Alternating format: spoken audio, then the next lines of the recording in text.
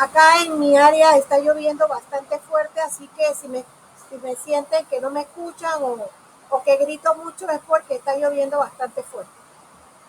Eh, Quería hablar con ustedes porque debido a que, como siempre pasa para finales de año, las cosas se complican con respecto al tiempo.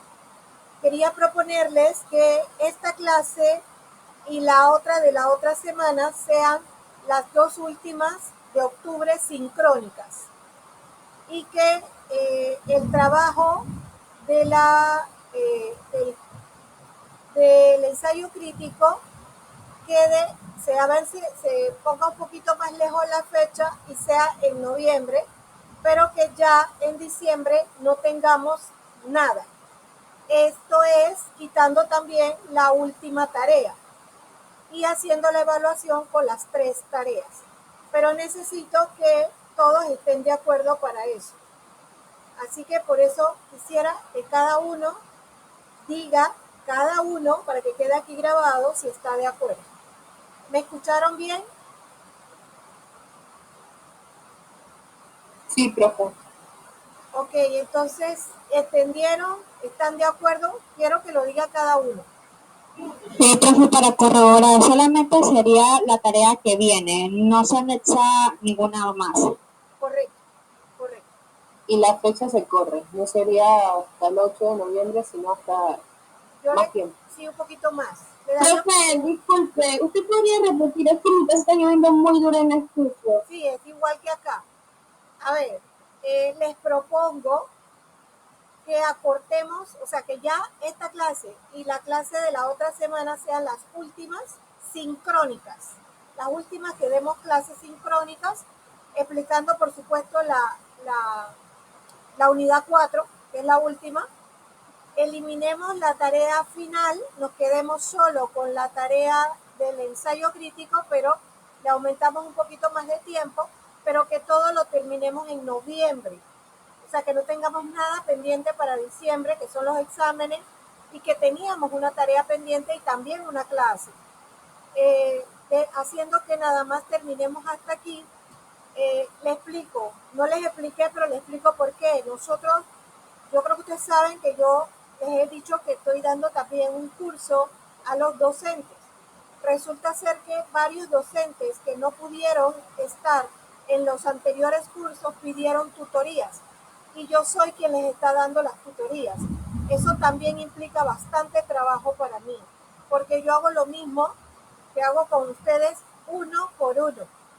Así que en ese sentido, pues quería entonces que me apoyaran en esta decisión, pero es una decisión en conjunto, no tiene que ser porque yo lo digo. Ahora sí, ¿me escucharon bien? Sí, profe, yo estoy de acuerdo. Nicole está de acuerdo. Yo estoy de acuerdo, profe. Lady está de Yo acuerdo. también estoy de acuerdo, profe. Yo Estela, también estoy de acuerdo, profe. Bárbara, De Yarisel. acuerdo. Gracias, De Andrés. acuerdo. Ok, bien. Entonces, como somos 9, o sea, 10 conmigo, pero 9 con 9 alumnos, y ustedes son 15, entonces, como ya es mayoría, entonces se acepta la moción. Nosotros vamos a dar esta clase y la siguiente terminando la unidad 4, porque sí la vamos a terminar, pero solamente vamos a evaluar con 3 tareas y eso significa que la evaluación es con 3 tareas, o sea que la cuarta ya no cuenta, ni la tengo que poner en la evaluación. Le voy a poner un poquito más de tiempo para entregar el ensayo crítico y se elimina la última tarea. Ya le expliqué la razón por la cual se me ha complicado un poquito el semestre. Y bueno, ustedes saben cómo es noviembre y cómo es diciembre, así que es preferible organizar. El material y lo que hemos trabajado nos lo permite de todas maneras. Bien, en cuanto a esta cuarta unidad, si ustedes se fijan en la cuarta unidad, ya nosotros en esta estamos hablando del propio abordaje, cómo el psicólogo debe abordar ya el tema. Buenas tardes, Alexandra.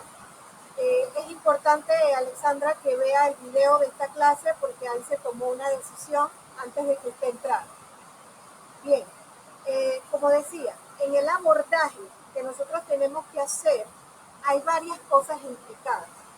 Una está el hecho de que somos seres humanos y nosotros podemos ver implicado nuestra personalidad a la hora de abordar la evaluación con una persona, así como también la personalidad o los factores emocionales de la persona también están involucrados.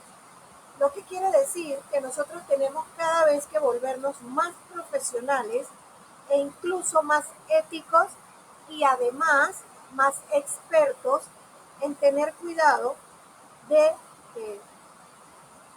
en este caso les voy a poner así, de estar consciente de nuestro inconsciente para que ese inconsciente que siempre va a estar allí, nosotros sepamos cómo mantenerlo ubicado. No como decía Freud en su época, que decía que el inconsciente nos dominaba y nosotros no podíamos hacer nada con él y él iba a salir, ya sea por mecanismos de defensa o se iba a reprimir, que es uno de los mecanismos de defensa. Hoy día ya después de las investigaciones de los mexicanos y de otros, se ha probado que el inconsciente puede hacerse consciente. Las neurociencias han probado que yo puedo trabajar porque mi cerebro me permite, el mismo cerebro ha creado la vía para que yo lo maneje y lo controle, entonces que yo me pueda hacer consciente de mi inconsciente y no permitir que él afecte mi trabajo como psicólogo.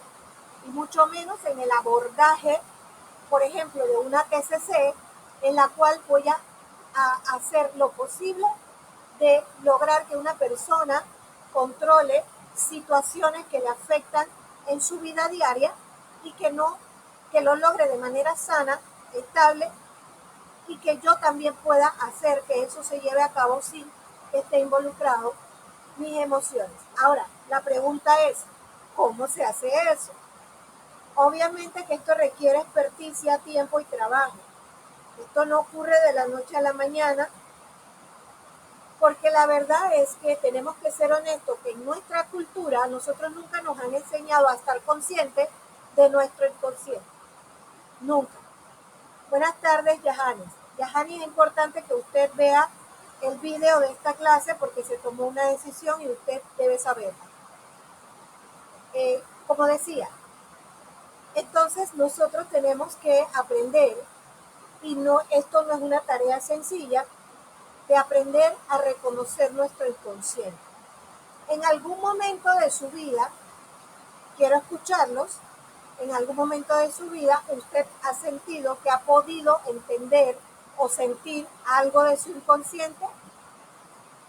Buenas tardes, Damaris. Damaris, es importante que usted cuando termine vea el video de la clase porque se tomó una decisión antes de que usted entrara. Bien, la pregunta es, ¿alguna vez usted ha podido percibir su inconsciente? A ver, pueden intentarlo, ¿no? A ver, sí, no, tal vez, a lo mejor.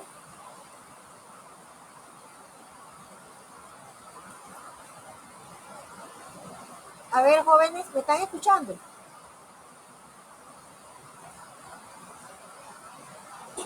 Bueno, profe, yo puedo decir que tal vez, pero no estaría tan segura si sí he escuchado mi inconsciente. Cuéntame, ¿qué te ha pasado que tú sientas que probablemente pueda ser? No sé si entra en categoría inconsciente, pero para tomar decisiones, siento que siempre hay algo que puede frenarme a equivocarme. O sea, algo que me dice, mejor piensa lo mejor, puede que eso no te convenga. Es como una vocecita interna que Sí. me da señales de ahí no, ahí sí, sigue por ahí, cosas así. Ok, es por ahí, sí, es por ahí. No está tan lejos de ser parte del inconsciente. Así que vamos bien Creo por ahí. que pueden Dime, ser los pensamientos intrusivos. ¿perdón? que sí pueden ser los pensamientos intrusivos. Por ahí vamos, ese también es la otra vía. Bueno, profe, no sé si es relevante, pero a veces cuando uno sueña, y a veces como que sucede cosas de que realmente uno, o sea, como que vio en el sueño, pues, no sé si eso va por ahí, También va por ahí. porque me ha pasado. Sí, va por ahí. Así es. Ese no es Y como dicen por ahí, ay, soñé con tal número, y lo anotan o lo compran en la lotería y sale. Sí, sí, no, es que no es que vaya a salir o no en la lotería, no, ese no es el punto. El punto es que hay algo que te está hablando sobre eso.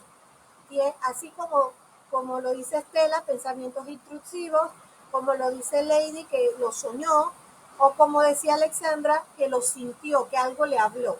¿Ok? ¿Alguien más quiere contar qué ha sentido alguna vez?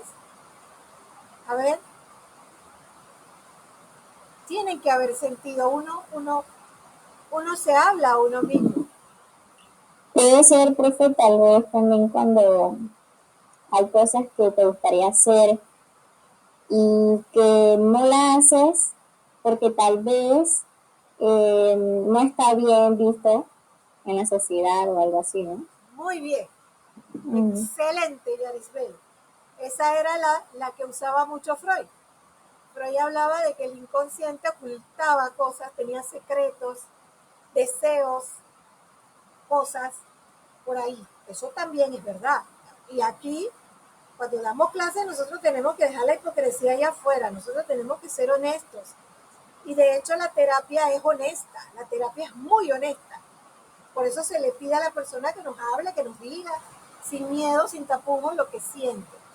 Porque sí, también es nuestro inconsciente de las cosas que no decimos, que no queremos que otro se entere o que nos da pena que se entere. Por ejemplo, miedo social, porque se ha aprendido de una manera que eso no es lo que el medio social permite. Por ejemplo, ¿alguien más tiene una experiencia parecida? A ver, sí, Profe, también entrarían los recuerdos, digamos, así recuerdos, flashes de, por ejemplo, algo pasó en la infancia, pero usted no tenía enterado, simplemente apareció de la nada. excelente. Esa es otra más. Esos flashes que nos aparecen de repente, cosas que ocurren, que ocurrieron, que ocurrieron. Qué bueno que lo menciona Ángela, porque a veces es que ocurrieron, yo los percibí, pero los obvié. El abuso sexual es una de las cosas que más ocurren en las personas, que los obviamos.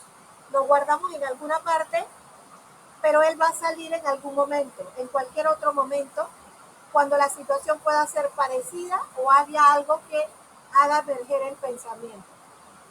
Así que viéndolo bien, todo lo que ustedes han mencionado y lo que estarán pensándolo pero no lo han dicho, es el inconsciente.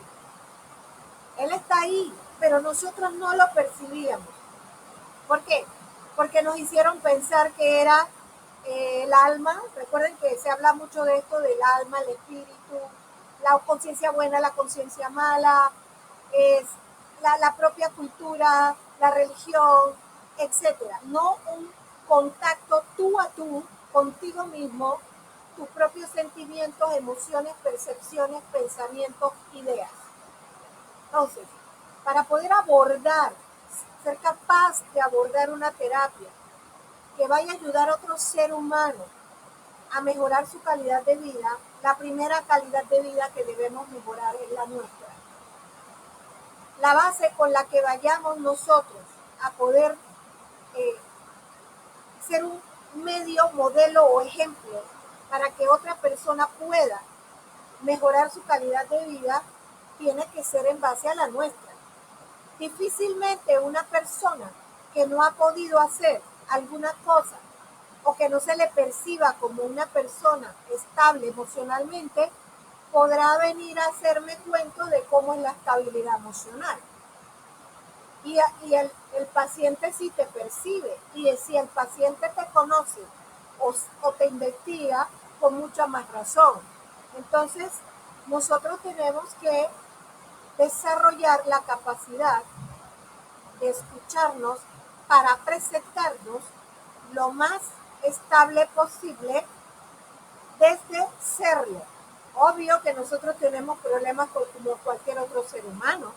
Hago constar aquí, nadie está exento de dolor, miedo, ansiedad, ira, etc. La diferencia enorme, significativa, es que usted las conoce, usted las sabe, usted sabe cuándo se enoja, usted sabe cuándo está triste, cuándo está más que triste, cuándo está más que enojado, cuando ya no razona porque su ira es muy profunda, porque lo que le afectó es demasiado grave. Pero usted siempre lo sabe y eso significa siempre estar en control.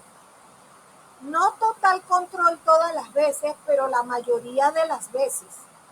De modo que no seamos un individuo que los dominen sus emociones, que lo controlen sus ideas. O que, por ejemplo, usando el tema de los sueños, nosotros nos dejemos guiar simplemente porque lo soñamos.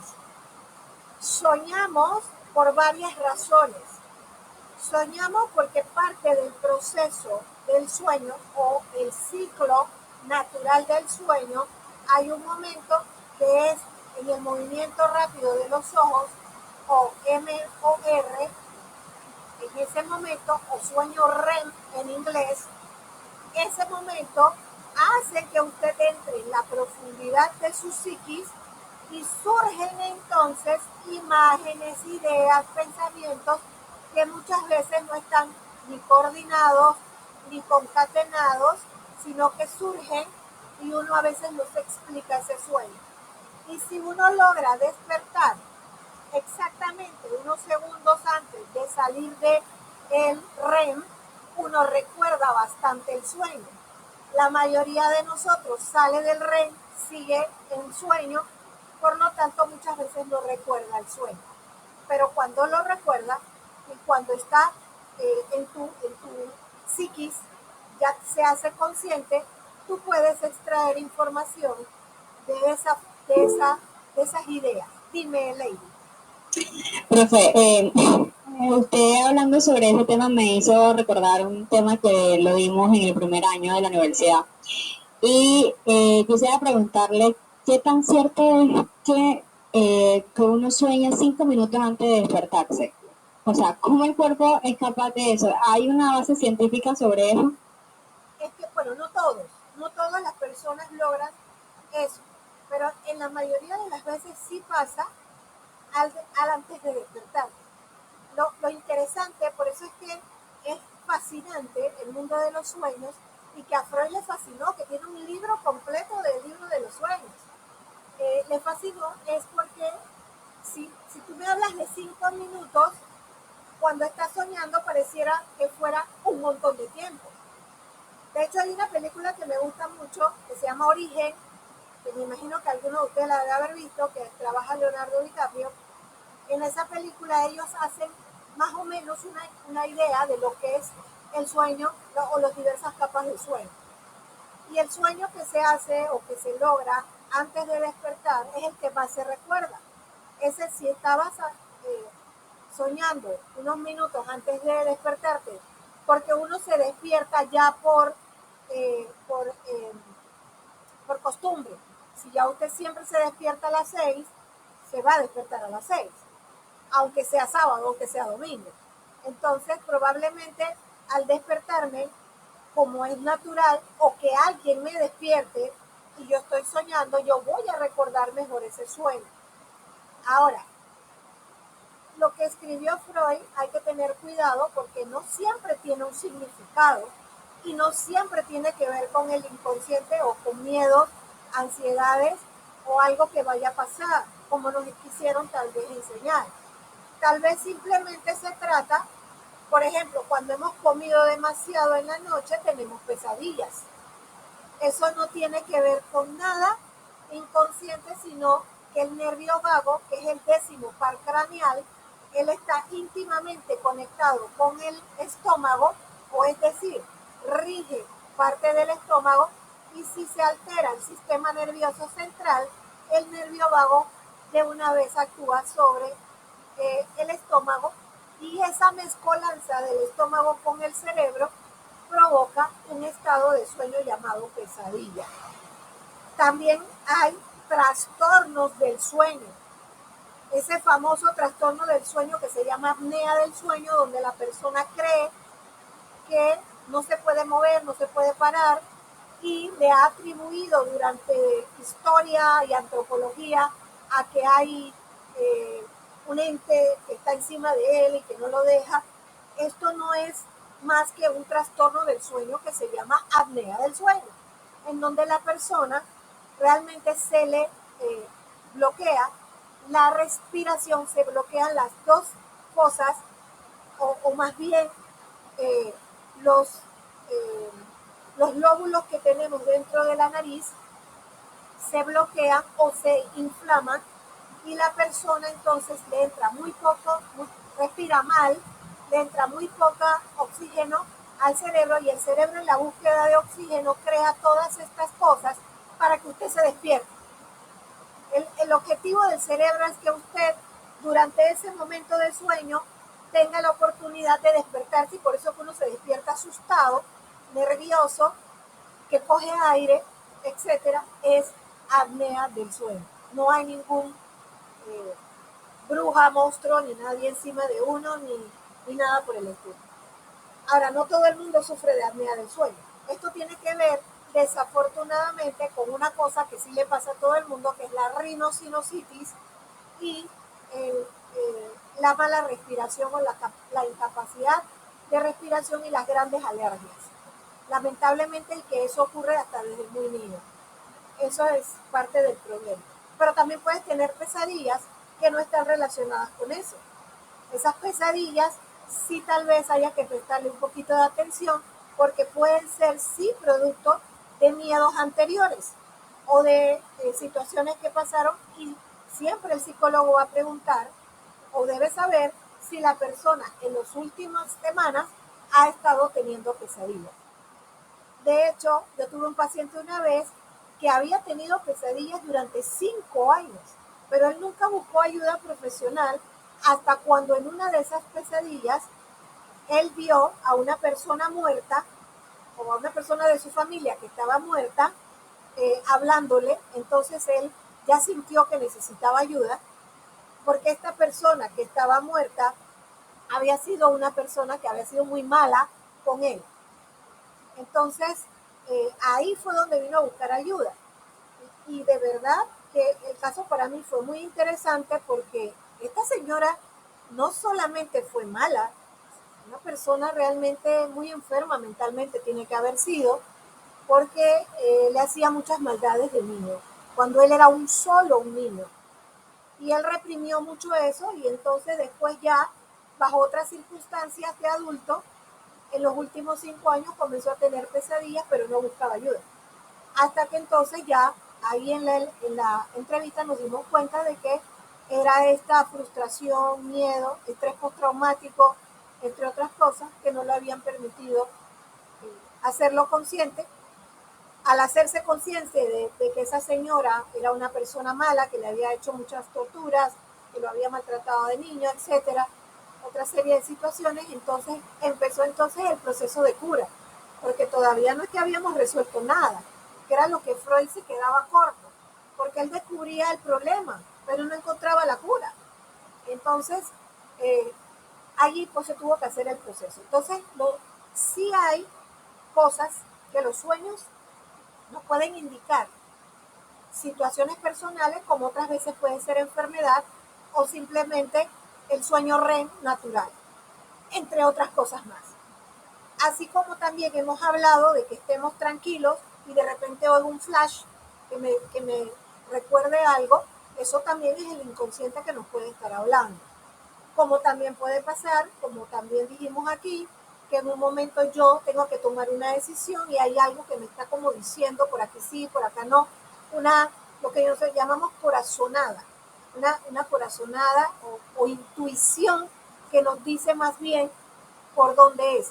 La intuición es muy importante y el psicólogo tiene que aprender a desarrollarla, porque muchas veces las personas nos hablan a través de su inconsciente y la intuición lo capta. Por ejemplo, cuando queremos, a mí me ha servido mucho en forense para, por ejemplo, los casos cuando hay abuso sexual y el abusador trata de justificar su abuso o de negar el abuso. En las personas que cometen delitos también está el inconsciente, claro, por supuesto. Y ahí nosotros vemos cómo podemos extraer de un hilito, sacar todo la maraña de hilos o la bola de hilos para poder sacar entonces esto, porque muchos abusadores, y esto es lo lamentable de por qué nunca se ha abordado bien el tema de abuso sexual, muchos abusadores vienen de abuso, de haber sido también abusados y acostumbrados al abuso. Por lo tanto, entonces también hay que desenmarañar eso para que él no se convierta también en el futuro en más abusador o que tome conciencia de por qué también atrás lo abusaron y de que eso, como un caso que yo tuve donde la chica fue acostumbrada por su padre de que lo que él le hacía sexualmente era normal entre padres e hijas porque él se lo dijo desde que ella era una niña. Y entonces, en materia forense, la colega que hace la evaluación dice que ella no tiene ningún daño psicológico porque ella, bueno, pues no aparece el daño psicológico. Pero el daño psicológico yo sí lo encontré, porque el daño psicológico es precisamente la indefensión aprendida, donde ella aprendió a no defenderse de algo que le estaban haciendo daño, porque ella no sabía que a lo que le estaban haciendo daño era malo. El solo hecho de decir esto ya es suficiente maltrato y abuso psicológico, porque ella no sabía que la estaban abusando, sino es hasta cuando ya a la hermana la usan, que la hermana sí sale afectada, entonces es que ella toma conciencia de que su hermana está sufriendo y de que eso no estaba bien. Es una cosa impresionante, un caso impresionante. Entonces, seamos, y en un caso que acabo de atender, así que es de la vida real a todo color. Entonces, los psicólogos tienen que estar conscientes de su consciente, de su inconsciente, pero más que nada de su inconsciente. ¿Qué siento? Estoy molesto, enojado, nervioso, ansioso. ¿Quién soy yo? ¿A dónde voy? ¿Qué quiero? ¿Tengo miedos? ¿No tengo miedos?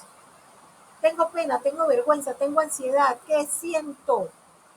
Debo poder decirlo, sentirlo y hablarlo. Por ejemplo, con un terapeuta. Con un terapeuta. Frente a mi espejo.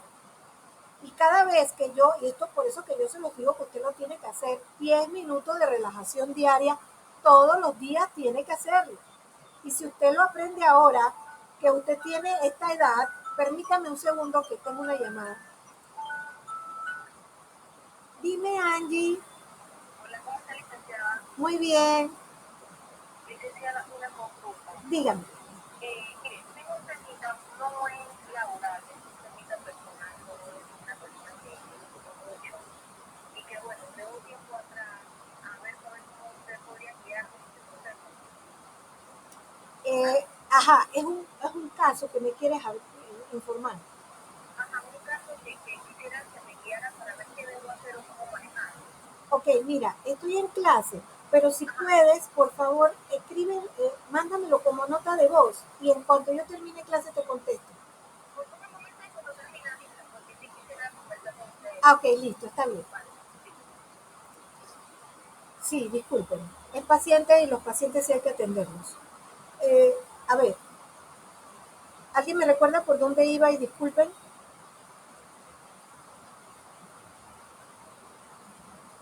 ¿No se acuerdan tampoco? Iba estaba hablando del caso del abuso sexual, de la indefensión aprendida, y luego pasó que debíamos tener ese ojo intuitivo, ¿no? Y ahí se cortó. Ok. O sea, Por ahí, perdón, dime, Andrés. por ahí va. Y practicar la relajación. Y para practicar la relación, que todos deberíamos hacerlo, y que debemos acostumbrarnos, ¿verdad? Por lo menos 10 minutos. Sí. O sea, yo sé que no se va a poder que uno aprenda 10 minutos ya de salida. Así que uno debe aprender 1 minuto, 2 minutos, 3 minutos, 4 minutos hasta que logre los 10. ¿Por qué son los 10? Aparentemente el cerebro, cuando se relaja 10 minutos, se vuelve mucho más capaz. Entonces, imagínense, si uno sabe eso, si es una información valiosísima, que nosotros logremos que en 10 minutos nuestro cerebro se mejore o mejore su calidad, con más razón entonces debemos practicar los 10 minutos de relajación. ¿Qué son 10 minutos de relajación? Son 10 minutos donde uno no está hablando con nadie. No tiene pantallas, no tiene nada. Uno tiene que estar en un lugar donde nadie lo interrumpa tampoco. O por lo menos que haya el respeto a nuestros 10 minutos en donde estemos. Y quedarnos quietos. Aquí no estoy hablando de hacer nada, estoy hablando de quietos, quietos. Cuando llega un pensamiento, uno lo agarra y le dice de gracias por participar, no moleste. Ya eso yo se los he dicho antes.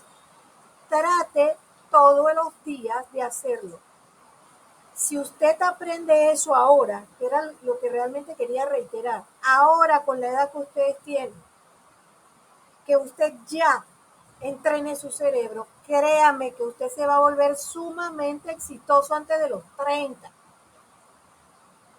Y es importante que nosotros nos volvamos exitosos antes de los 30, porque de los 30 a los 50 podemos hacer maravillas. Así que entrénense. 10 minutos de relajación donde usted no hace nada. Después de 2 meses de que usted ya ha entrenado su cuerpo a que tiene que relajarse 10 minutos, entonces usted puede entrar en otra fase que para mí es la más fascinante. En esos 10 minutos de relajación, que va a ser al cabo de 2 meses ya, entonces usted puede hacer otra cosa fabulosa. Mandar mensajes al inconsciente para que el inconsciente entonces revele eso. ¿Cómo qué? Por ejemplo, usted tiene un problema y usted dice, me voy a dormir, y mientras esté durmiendo el cerebro va a elaborar la solución y la respuesta para este problema. Y usted lo medita durante los próximos 2 semanas, 1 semana, esos 10 minutos ahí, usted, que ya antes era para relajarse, ahora son para concentrarme en que mi cerebro va a encontrar la respuesta. U otra cosa, voy a dejar de comer tanto, voy a hacer ejercicio, voy a dormir, se me va a quitar una alergia, etcétera, una serie de cosas. Y así sucesivamente. Entrena, se entrena, se entrena. Cuando usted ya logre, por ejemplo, uno de todas esas cosas, encontré la solución a un problema, ya no como tanto, ahora sí tengo ganas de hacer ejercicio, etcétera, entonces ya usted ve que ya ahora sí puede vencer el inconsciente la mayor parte de las veces. A veces no nos va a hacer caso, créanme, yo sé que no, porque hay cosas que son muy difíciles de trabajar, pero si nosotros logramos de 5 cosas, 3 cosas, ya estamos siendo exitosos. Eso es una cosa que todo psicólogo tiene que hacer y debe hacer. Porque si usted no está consciente de su inconsciente ni sabe cómo controlarlo, ¿cómo le va a enseñar a otro a hacerlo? Y en la terapia cognitivo-conductual es cognitiva, es donde yo convenzo, es donde yo trabajo el cerebro, la sinapsis, para que la persona aprenda, maneje, comprenda y haga y realice, etc. ¿Alguno de ustedes alguna vez ha hecho algún ejercicio como este? ¿O de casualidad un día, como lo pensó, lo logró? A ver, que pensó algo y al final lo logró. Profe, por ejemplo, en mi caso, sí tuve la oportunidad en un momento de trabajar los pensamientos automáticos. Así que sí era mucho de hacer cosas. Lo primero era la importancia, pues, era ser consciente de las emociones que la causaban para entonces tener un resultado ya a partir de pensamientos conscientes. Así que sí, yo le entiendo mucho esa parte que usted dice porque yo lo asimilo como que por ejemplo, nosotros conocemos sobre todo esto, pero del hecho a la práctica hay mucha diferencia. Somos conscientes que se necesita, pero muy pocas veces nosotros lo ponemos en práctica. Y si no hacemos... Sigue, perdón. Y si no, por ejemplo, si no empezamos con cosas sencillas como esto, entonces en la complejidad, por eso es que se nos vuelve un mar Y yo le comentaba, yo creo que en el artículo que fue libre precisamente del perfil del psicólogo, porque bien lo menciona usted. Yo he escuchado por ahí que, por ejemplo, nosotros no necesitamos atención psicológica y son cositas como que yo le doy ya en un nivel serio, porque si nosotros, que nos estamos preparando a modo también de prevención de lo que es la salud mental, vemos esto como algo que no es un factor importante, imagínense cómo estamos, ¿no? Entonces, por ejemplo, lo que usted habla, sí, en mi caso, sí he trabajado sobre algunas técnicas de relajación, porque justamente dice que el ser humano vive o tiene una vida larga a partir de un buen sueño, de buen descanso, una buena alimentación, tomar agua, que son cosas muy sencillas, pero que si usted se evalúa, yo creo que aquí más de 4 no cumplimos con todos esos ítems. Es que tú acabas de decir la palabra mágica, practicar. Esto es pura práctica. Esto es pura práctica. Hay que hacerlo, como tú bien lo dijiste. Hacer ejercicio, hay que hacer ejercicio, pero yo no estoy, ya voy Andrés y ya voy Lady. No significa ejercicio de ir a gimnasio, cosas muy... Con que usted haga 30 minutos diarios, así sea trapeando la casa o barriendo la casa o levantando algún peso o algo por el estilo, trotando dentro de la casa, ya es suficiente. Ahora, si usted quiere entrenarse más, ya eso es su decisión, pero son 30 minutos lo que se pide. 10 minutos de relajación, 30 minutos de ejercicio, tomar agua, como bien decías, comer lo más saludable posible. Lo más saludable posible, estamos hablando de tratar de comer vegetales, frutas, granos saludables, etcétera, granos, lo que se llama frutos secos, etcétera. Tratar, porque yo sé que vivimos en un mundo económicamente difícil, pero tratar. Eh, y, y añadirle al ejercicio, al tomar agua, al comer saludable, añadirle los 10 minutos de relajación diario. Esas 4 cosas juntas nos dan a nosotros calidad de vida y salud mental. Eso no significa que no vamos a tener problemas ni que no va a haber situaciones, sino que nos van a poder ayudar a manejar la vida difícil. Bien, Lady primero, Andrés y Estela después. Bueno, profe, referente a su pregunta, lo he intentado, pero la impaciencia me gana. Creo que tengo que trabajar mi impaciencia. Pero sí, más que nada lo utilizo cuando no puedo dormir, porque hay veces de que mi cuerpo está acostumbrado a acostarse tarde, entonces le toca madrugar, entonces me toca buscar estrategias para poderme dormir y la relajación me ayuda bastante. Y referente a algo que dijo mi compañera Damaris, me trajo a la mente como una correlación de los pensamientos automáticos que normalmente se presentan en ansiedad, pero también en otros trastornos, y que la terapia de cognitivo-conductual también trabaja esa parte, pues, de que la persona sea consciente de esos pensamientos automáticos y los cambie, pues. Al ser consciente, pues puede modificarlos. Correcto, muy bien, es importante. Ahora, yo te comprendo, yo, aunque ustedes no lo crean, yo soy una persona sumamente ansiosa, ansiosa a otro nivel. Y obviamente eso atenta contra tu salud mental, por supuesto. Entonces, a mí por años me costó bajar los niveles de ansiedad. E incluso hace poco, hace 2 semanas, estuve muy mal, con un dolor de cabeza que duró 4 días intensos. Además, ya por mi edad, también se me afecta mucho la ciática, el nervio ciático, así que me dolía también la pierna desde arriba hasta abajo. Así que entre dolor de cabeza y pierna, eso era una cosa impresionante, incluso para dormir. Así que tuve que hacer un esfuerzo doble sobre la relajación, sobre el ejercicio, porque con la ciática, a pesar del dolor, hay que hacer ejercicio. Eso lo recomiendan todos los médicos. Y incrementar el uso de el agua y de los frutos secos, que son los que te ayudan, sobre todo las nueces, que son las almendras, que son los que te ayudan a tener más oxitocina en el cuerpo para sentirte un poco mejor. Esto fue todo un trabajo intenso para poder, tanto así que tuve que ir incluso al odontólogo porque ya toda esta área de aquí estaba afectada. Cuando la doctora me ve, me dice que yo no tengo nada, nada, lo único que me hizo fue limpieza de los dientes, no tengo nada. Que toda esa sensibilidad me estaba provocando todo el malestar. Entonces, ¿qué pasa? Que a veces sí la ansiedad logra sobrepasar el límite. Logra sobrepasar el límite, porque en este último semestre ya he tenido mucho trabajo, mucho, bastante. Y como a veces entre los ansiosos también hay obsesivos, los obsesivos queremos resolver, que todo se haga, que todo se cumpla.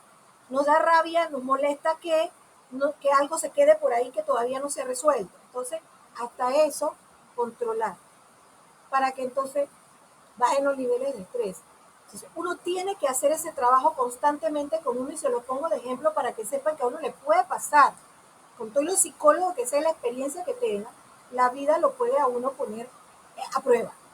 Y sobre todo ahora que estuvimos con este tema de la pandemia y pospandemia, y todavía estamos en pospandemia, con más razón. Entonces, sí es posible lograr este tipo de cosas. Perdón, Andrés, contigo. Aló. Te escucho. Ok. Eh, bueno, Damaris mencionó el que yo considero es el tipo de inconsciente que de verdad es, que es el de hacer cosas o pensar cosas sin darnos cuenta, ¿verdad? Que no es lo mismo que la caja negra que decía Freud, ¿verdad? Esa es otra cosa distinta a esta que sí la considero como real. Y por ejemplo, se me viene a colación algo que pasó hace una semana, que me decían, por ejemplo, alguien me dijo que mi mirada era como penetrante, ¿verdad? Y que parecía como si la persona que estuviera hablando conmigo me generara desprecio. Y entonces yo dije, yo me quedé como que, ¿what? Y yo lo hago sin darme cuenta, ¿verdad? Y entonces yo le digo a esta persona, eso va a estar difícil de ver cómo se cambia, pero vamos a intentar. Y entonces son esas cuestiones, esas acciones, esos pensamientos que uno están ahí, pero uno no se da cuenta. Y otro ejemplo, ¿verdad? Son como las mamás que regañan demasiado a sus hijos, ¿verdad? Y que después se preguntan que por qué hice eso, ¿verdad? Entonces, eso sería las acciones automáticas, pensamientos automáticos, ¿verdad? Y estoy totalmente de acuerdo con lo que dijo Damaris. Y mira, Andrés, no hay nada más maravilloso que estar en contacto con nuestras emociones y saberlas. O sea, ahora ya el paso es, de verdad, yo por qué miro así o qué hay ahí y me voy investigando, ¿no? Y me voy investigando porque quiero que sepan que esto nunca va a cambiar, o sea, esto es para siempre. O sea, no hay quizás nos enseñaron mal a pensar que hay un final, no hay un final. Nosotros vamos a seguir teniendo 30, 40 años, 50 años y vamos a seguir teniendo problemas.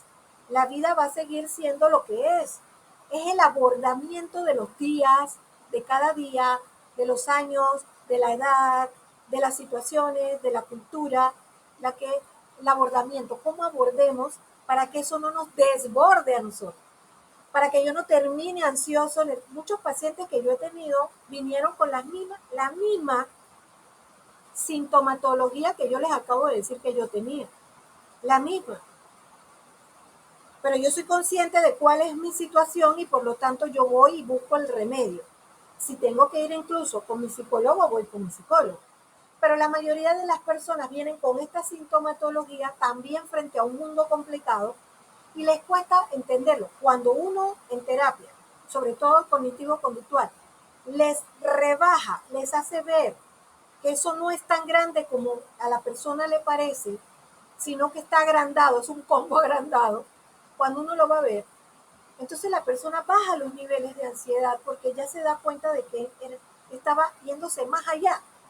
Los casos como el que yo acabo de mencionar conmigo, 20 años atrás, yo hubiera estado en el médico y quién sabe cuántas cosas más, quizás hasta con una hipocondría de que tengo de todo, de que me estoy muriendo, de que etcétera, una serie de cosas, y a la vez afectando a los que están a mi alrededor con mi estrés.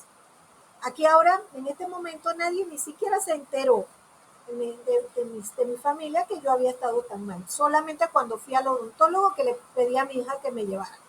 Ahí entonces fue cuando ya yo le expliqué. Pero eso también es importante, porque tomas control y el control te permite que tener salud mental tú y poder brindar a los demás. Y cuando llega el desborde, ir a buscar ayuda profesional. Dime, Estela. Sí, profe, yo utilizo una página de meditación que se llama Cultivar la Mente, Salud Mental y Prácticas Contemplativas que me gustaría compartir para los clases. Eso es una serie de meditaciones guiadas, son como 20, sí, son 21. Las dos primeras, yo se las recomiendo porque así fue que empecé, que es pausa consciente, que se empieza con 5 minutos. Porque es verdad lo que dice Ley, que hay mucha gente que se desespera, y por lo menos yo fui una de las primeras, pero eso ya cuando cultivas el hábito, ya 5 minutos no serán suficientes, ni 10 tampoco, pero así uno empieza, ¿no? Y ya la segunda, que sí son 10 minutos, que se llama atención plena en la respiración, que sí son 10 minutos. Ya si uno quiere, hay más tipos de meditaciones, por ejemplo, esta práctica del yo compasivo, algo de refugio, son, me parece interesante para yo, si gusten, ¿no? Yo se la puedo compartir en yo. Claro que sí, porque hay varias páginas, las he visto. Incluso el Netflix tiene, creo que también son como Sí, cuatro, una serie. una serie sobre cómo relajarte. Y la misma serie te relaja y te duermes, porque me pasó. Exacto, yo me he dormido con esa serie. Y la voz, porque está en inglés y está en español, pero la voz en español a mí me gusta, es bastante melódica y me ayuda a relajar. Entonces, ¿por qué? Sí, y también Ajá, como ¿cómo se dice eso? Como las luces ajá, y la voz te relajan. relaja, sí. Entonces, eso sirve, por ejemplo, como Lady dice, para los que nos, porque créanme, a mí me costó muchísimo. A mí me costó muchísimo, yo soy una persona demasiado ansiosa, a mí me costó muchísimo relajarme 10 minutos. No me podía relajar ni 5. Ahora para mí es un paseo lograr los 10 y hasta incluso más. Ya los demás que hacen los lamas en el Tíbet, que pueden meditar 1 hora, 2 horas, e incluso hay algunos que llegan a meditar días enteros y hasta semanas, que ya eso es otra cosa. Eso es lo que ellos llaman niveles nirvana, etcétera, de meditación. Eso es más su parte religiosa. Nosotros en nuestra cultura lo que queremos es calmarnos, porque estamos muy estresados. Calmarnos. Necesitamos calma, aunque sea esas pausas, como bien lo dice Estela, pausas. Hay que hacer esas pausas. Entonces, ¿qué? Pero ahí no termina el cuento. El cuento es que después que yo aprendo a meditar, o sea que ya yo me tranquilizo, me calmo, entonces paso a la fase que para mí es la más fascinante, esta que les dije. Entonces paso a la fase donde yo puedo trabajar el inconsciente. Y si yo tengo un miedo, una ansiedad o algo, yo puedo dominarla, sea que lo haga para mí o sea que yo lo haga para ayudar a otro. Por ejemplo, una cosa que me ha servido mucho en los casos de abuso sexual, cuando he tenido que hacer terapias para el abuso sexual, donde la persona por lo menos sane, se cure de ese maltrato, porque esto tenemos que ser honestos, estimados jóvenes, futuros colegas. El abuso sexual es la cosa más horrenda que le puede pasar a un ser humano, entre otras cosas horrendas que le pueden pasar. Pero esto es un atentado contra ti, contra todo lo que tú eres. Entonces, les cuesta mucho a estas personas perdonarse. La vergüenza es tan grande, tan poderosa que los desborda.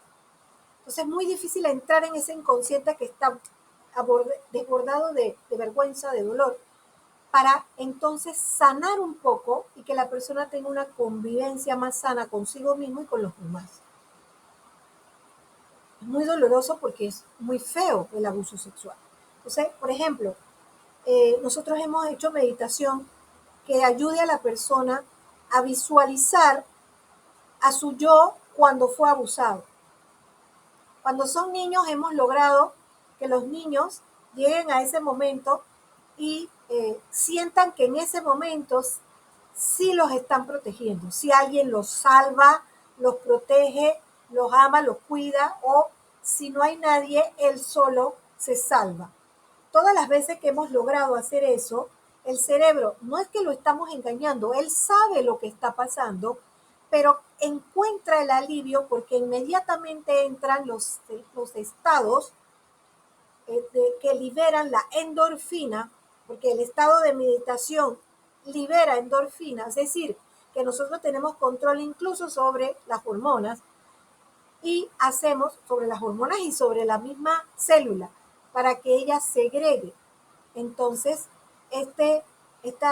estas hormonas de la felicidad y contrarresten el cortisol, que es el que nos tiene como nos tiene. Entonces, ese trabajo, eso no es sencillo, yo no estoy hablando de nada fácil, estoy hablando de algo que se hace con mucho proceso. Pero sí hemos logrado que estas personas por lo menos sientan un alivio de a lo que fueron sometidas, por usar uno de los más fuertes que es el abuso sexual. Lo hemos hecho también para duelo. Y la terapia cognitivo-conductual en ese sentido tiene esa ventaja porque la terapia biofeedback, que es la que está allí también, ustedes tienen allí bastante detallada en el Classroom, el biofeedback es trabajar sobre nuestras cuerpos, nuestras emociones, los latidos del corazón, la respiración, sobre cómo oímos, cómo vemos, cómo sentimos. Cuando sentimos lo que nosotros llamamos el tercer o cuarto ojo, bueno, el tercer ojo generalmente lo dicen que está en la frente, pero hay uno cuarto que se habla que está detrás, etcétera, que en algún momento parece que nuestra evolución sí existió, o por lo menos algunos antropólogos lo mencionan, porque uno siente cuando uno lo están mirando, uno siente la sensación en su espalda de que ahí hay algo, como también muchas veces siente otras cosas o lee en los otros cosas que normalmente la mayoría no lee. Y para el psicólogo sí es importante que usted haga eso. No estoy hablando aquí nada mágico, yo no estoy hablando aquí de pensamiento mágico, ni estoy hablando de nada fuera de la física, de la explicación cuántica, ni de la explicación real de las neurociencias y de lo que existe. Yo no me estoy yendo a ninguna esfera romántica, ni subjetiva, ni nada. Esto es bien objetivo lo que estoy diciendo. Es un trabajo sobre, y que los primeros que trabajaron sobre esto fueron los rusos, la psicología rusa, que trabajó sobre la fisiología del cerebro humano. Lo malo fue que como ellos sí eran realmente ateos o si realmente ignoraban o soltaban el aspecto espiritual, eso a veces no se concatenaba. Nuestra cultura sí es una cultura espiritual y sí entiende que nosotros somos seres espirituales y no estoy hablando de religión.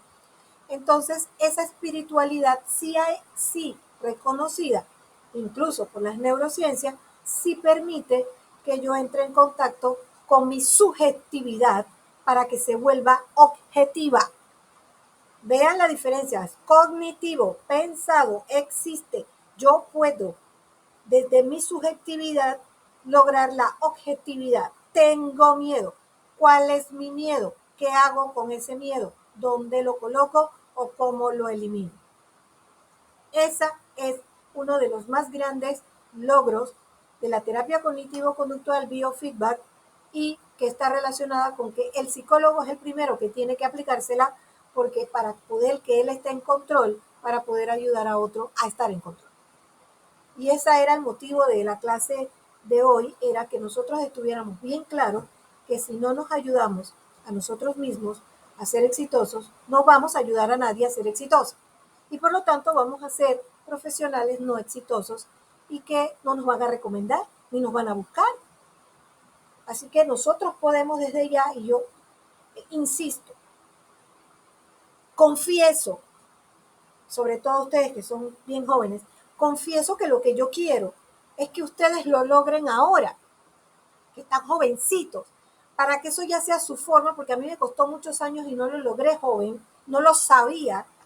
Sin embargo, la verdadera vocación docente y el verdadero psicólogo debe, no solo psicólogo, cualquiera profesional debe legarle a la siguiente generación lo mejor que ha encontrado para que ellos no solo lo hagan, sino que lo mejoren y lo transformen en algo mejor. Entonces, les recomiendo que usted lo haga ahora que usted tiene esta edad. Créanme, jovencitos, que si usted se vence a sí mismo y logra cosas antes de los 30 años, después de entre 30 y 50 usted puede tener, y me van a echar un cuento en esas épocas, cuando usted lo esté, si estoy viva, de cómo le va de bien y de cómo va a tener usted éxito a pesar de este mundo complicado que tenemos. Porque todavía el cambio climático no nos va a hacer desaparecer, eso todavía va a tardar un poquito, así que todavía tenemos tiempo para hacer algo bueno en este planeta. Así que jóvenes, esto es lo más importante, por lo menos de la cuarta unidad, que es estar consciente, nosotros como terapeutas, de lo bien que tenemos que cuidar nuestra salud mental para ofrecer esa salud mental.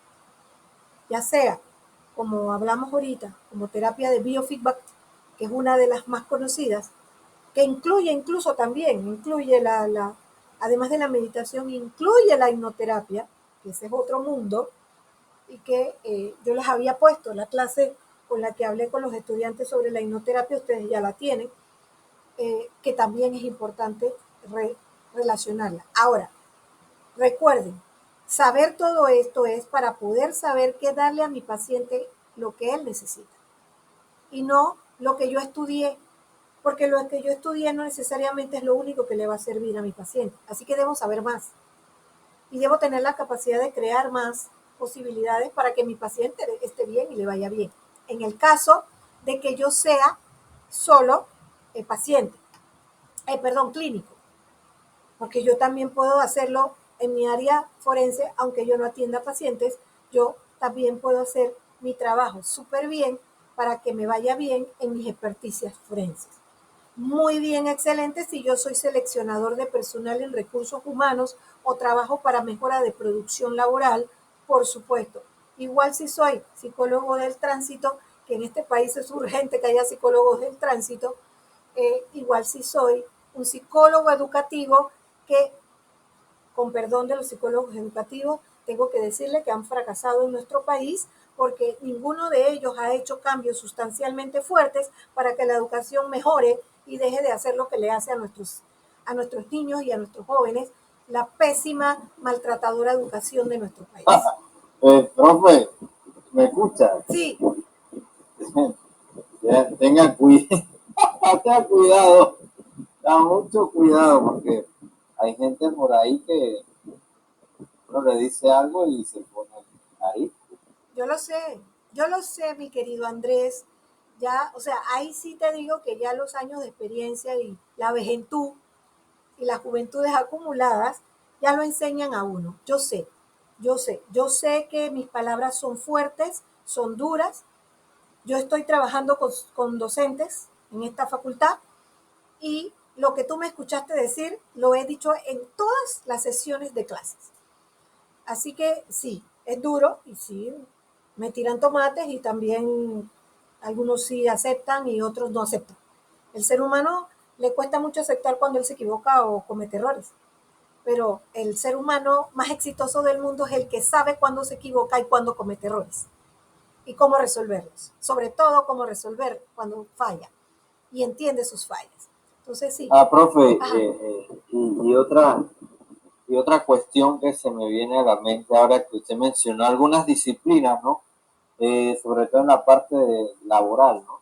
Porque, o sea, se habla de la relajación, pero por otro lado no hay flexibilización de los horarios laborales. Se quiere producir a costa de todo lo demás.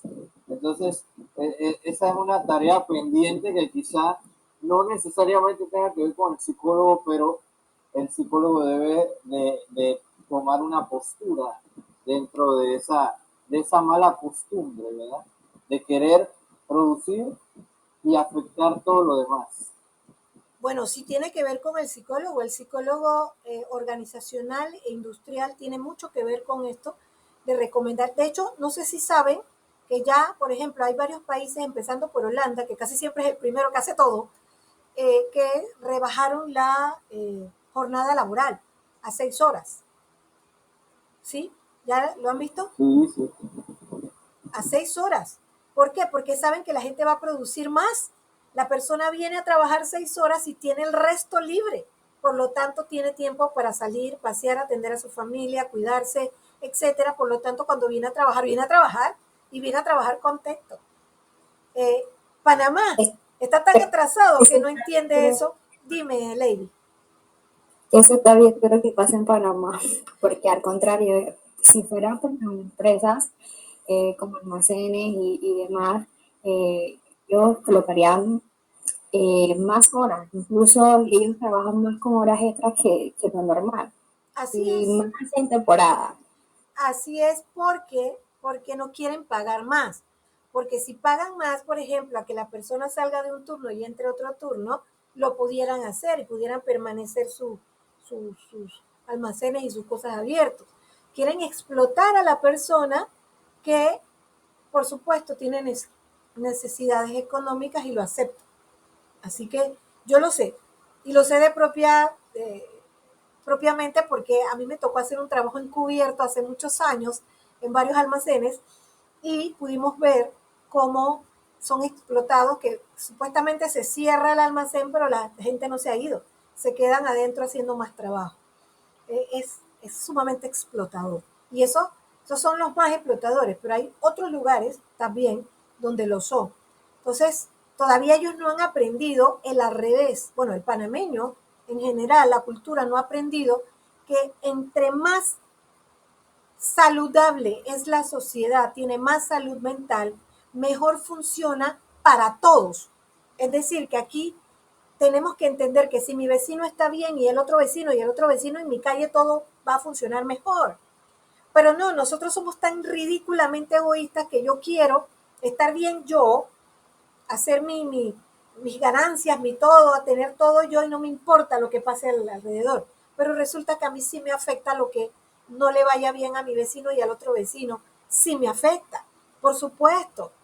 Y eso tenemos que, por ejemplo, ahora, la pandemia nos afectó a todos, de un modo o de otro modo. Y teníamos que trabajar en conjunto para que esa pandemia no terminara destruyendo. Y definitivamente que tenemos los efectos post pandemia horribles. Todavía no hemos entendido. Entonces el psicólogo sí tiene una función grande, pero la educación tradicional, ¿qué es lo que hace la educación tradicional? Nos enseña a quedarnos en lo que ya aprendimos, con lo que aprendimos. Esta mañana a mí me tocó trabajar con unos docentes. Ya nosotros terminamos los cursos, pero estos docentes quedaron pendientes y ellos pidieron unas tutorías. Yo soy la que está dando esas tutorías. Y esta mañana estábamos hablando con ellos sobre este tema, sobre el tema de que el docente tiene la función básica, pero básica, de mejorar él para mejorar lo que le da a los alumnos, para que los alumnos mejoren y vayan a una sociedad a mejorar la sociedad. Y realmente no es que no lo saben ellos, a ellos lo saben. El tema que ustedes, la conclusión a la que ustedes han llegado ahorita es que no se hace, no se practica. Entonces nosotros no podemos ser los mismos. Nosotros somos los que tenemos que hacer la práctica, aunque nos tiren tomates y aunque nos abucheen. Yo he aprendido a vivir con eso, con el abucheo, con las zancadillas. Aquí incluso se pone zancadillas al que está produciendo. Al que sí está produciendo también le ponen zancadillas. Es horrendo. Miren la política, la parte política. El político no ha entendido que su trabajo es hacer el bien común para todos. que a él también le va a ir bien si a todos nos va bien. Pero no, es tan egoísta que toma el dinero para su beneficio sin importarle cuánta gente pudiera estar beneficiada con ese dinero que él se lleva, con ese dinero que sirve para calles, para carreteras, mejorar carreteras, para mejorar salud, vivienda, etcétera, una serie de cosas. Esa individualidad viene también desde la educación, esa educación individual de que gano notas y ya, pues. Ah, yo soy Simbalamba, yo soy el que mayor notas gano, yo soy inteligente. Y me voy con mi diploma creyendo que allá afuera el diploma me lo van a vanagloriar. Y no, falso. El mundo real no es así. En el mundo real, si no tienes habilidades blandas, competencias suficientes, el mundo te va a comer allá afuera. Simple, así. O vas a hacer un trabajo mediocre que va a terminar haciendo más mediocridad laboral. Y yo lo he percibido mucho de mis colegas en medicina legal, no todos, porque muchos de ellos trabajan con calidad, pero algunos todavía están trabajando mediocres. Y cuando llegan las evaluaciones, uno puede caerles encima en plancha y destruirles esas evaluaciones. Son malas, pésimas, ni siquiera se toman la molestia, como esa que le acabo de decir, que una joven, después de todo el abuso a que fue sometida desde niña, un informe psicológico diga que ella no está afectada. Eso es un absurdo, cuando obviamente la razón por la que está afectada es precisamente porque ni siquiera estaba consciente de que era objeto de abuso. Por Dios. Y eso cae de su peso. Obvio, cae de su peso. Sin embargo, ¿qué tiene que ver esa incapacidad de ser un buen profesional y que te desbaraten? Entonces, porque te desbaratan en corte, ahí sí te dejan en ridículo. Entonces, ¿qué tiene que ver? Que tú no tienes una buena educación y que no has buscado la manera de mejorar. Nosotros tenemos que buscar ser cada vez mejores. Punto. Sí, estudiando mucho, leyendo mucho y aprendiendo mucho. Y no quedándose con lo poco que le dan en la universidad. En la universidad solo te dan la mayoría de las veces lo mínimo para cubrir un diploma, pero no te dan lo que realmente necesitas para ser profesional. Así que eso ustedes se lo tienen que buscar. Y sí, Andrés, con respecto al comentario que decías, sí es cierto, sí es peligroso atreverse incluso a ser crítico y a decírselos en su cara. Pero yo siempre uso la frase, dejemos la hipocresía allá afuera y seamos honestos. Todas mis grabaciones que trabajo con los docentes lo pongo así. Aquí vamos a hablar la honestidad. ¿Realmente estamos siendo lo suficientemente capaces para darle lo mejor a nuestros alumnos, para que nuestros alumnos nos superen y para que ellos sepan que también los de ellos los van a superar? Muchas veces no estamos preparados para eso. Nosotros no queremos que nos superen. Nosotros queremos ser el rareza, es el todopoderoso y que nos pongan ahí, nos den premios y qué sé yo. Yo no estoy diciendo con eso que todos no tengamos el deseo natural y normal de ser reconocido. Eso es otra cosa. Pero tiene que haber obligatoriamente y necesariamente algo que tú sí hagas para que la sociedad mejore. Porque si tu sociedad mejora, tú mejoras. Tu propia vida se ve impactada si hay menos delincuencia, menos problemas y más salud, educación. Tu vida también se ve impactada. Así que es un trabajo que tenemos que hacer. Aparte de que cuando uno colabora en el beneficio social, cuando uno colabora, obviamente, eso en la física cuántica se llama ofrecer. Por supuesto que al ofrecer, tú también obtienes, y bastante, muchísimo. Pero a la gente no le gusta hacer eso. La gente piensa que cuando uno hace el bien, uno tiene que recibir algo a cambio. El a cambio que uno recibe es poder hacer el bien. O sea, que cuando lo haces, ya tienes que estar recompensado porque tienes para hacer. Esa es tu recompensa. No hay más nada, no te va a caer más nada del cielo. Lo que tienes de recompensa es el hecho de que tú sí puedes pararte de un puesto para dárselo a otro. Que tú sí tienes 10 centavos más para que otro coma. Que tú sí tienes una ropa que te sobra para que otro la use. En buen estado, claro está. que tú sí tienes una comida que puedes compartir con otra, que tú puedas dejar de comer un almuerzo por regalárselo a otro porque tú vas a ir a tu casa y va a haber almuerzo. Esa es tu recompensa. No es más nada. Nada eso de que, ay, que estoy esperando que me gane el gordito de la lotería porque yo soy bueno. Falso. Yo soy bueno porque porque puedo. Y como puedo, entonces ya estoy recompensado porque puedo.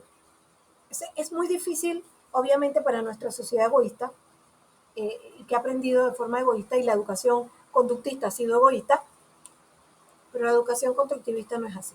La educación constructivista construye mejores personas o intenta hacerlo la mayor parte de las veces. Entonces yo les pido que usted, en este caso, en esta clase, usted trabaje sobre usted. Ahora mismo cuídese usted. Cuídese, haga meditación, coma saludable lo más que pueda, haga ejercicio. Consiga sus 10 minutos de relajación al cabo de 2 meses y comience a trabajar sobre las cosas que usted quiere mejorar de su vida. Trabájelas. Conviértase en un psicólogo exitoso, aunque usted todavía no sea psicólogo. Porque cuando lo sea, va a ser súper exitoso, y cuando usted tenga más de 30, entre los 30 y los 50, usted va a obtener mucho, pero mucho éxito profesional. Que no me refiero nada más a que logre mejores salarios y que tenga mejores cosas. Éxito profesional, reconocimiento profesional. Produzca libros, produzca documentos, experimentos, qué sé yo, todo lo mejor, no sé qué más habrá en el futuro que ustedes puedan producir. Eso es lo que se quiere. Entonces, trabajen sobre eso, eso es lo que es parte de la unidad 4. Terminamos esa unidad 4 la otra semana, y como ya habíamos quedado desde un principio, nos quedamos con nuestras 3 tareas. Después le pongo la fecha donde va a estar oficialmente ya la entrega de la tercera tarea, y terminamos en octubre nuestras clases, y en noviembre la última tarea, que es lo que habíamos acordado. ¿Alguna pregunta hasta aquí?